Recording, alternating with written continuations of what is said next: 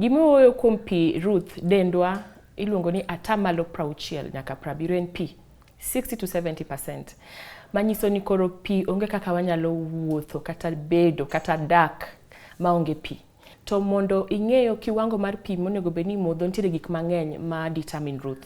Mokwongo the age kata mana higa ma intiere. Nitiere nyithindo matindo kiwango mar pi monego bed ni gimodho opogore gi kiwango mar pi ma joma dongo onego bed ni modho. Bende status mar health mar ng'ato, ka en ng'ama miyo madhodho nyathi kata miyo mantiere gi ich, pi mobro bedo kobodho odiochieng' bro bedo mang'eny moloyo ng'at ma onge gi ich kata ng'at ma ok dhodh nyithindo.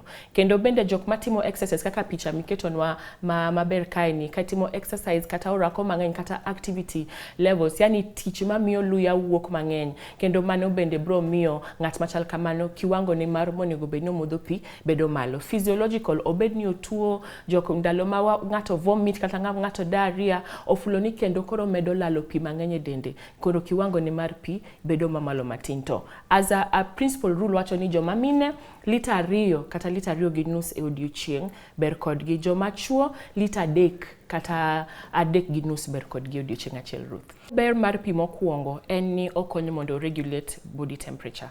Nikech ing'eyo ni sama wantiere processes mantiere i del kaka digestion, bedo ni samoro heat bedo generated mang'eny, emomiyo samoro wa sweat. Koro ka wamodho pi, pi dhi mondo konyo mondo o balance body temperature.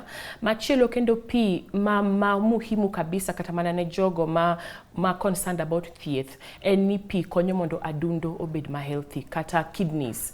Ka kidney ok obedo ma healthy to ng'ato nyalo dhi kata mana makoro oyudo itimone mana dialysis. Kaka waneno kacha chande wacho ni health benefit mar water atamalo 79 en kidney health.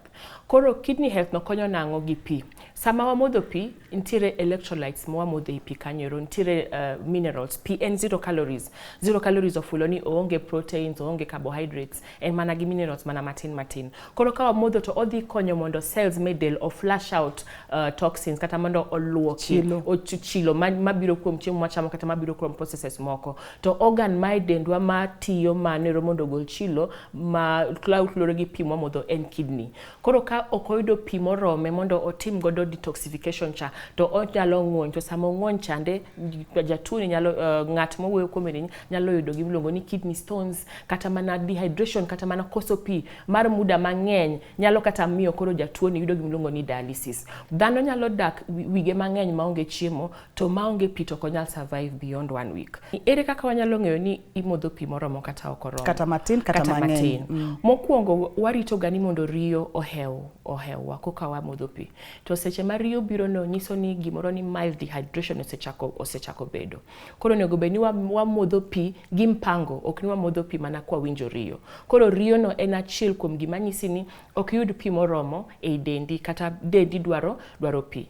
Mar ariyo bende kaka urinating kata mana lach. Onego bed ni ka ber adult maonge gi problem moro amora, idhi e cho olo pi di 6 kata di 7 e odiochieng' achiel.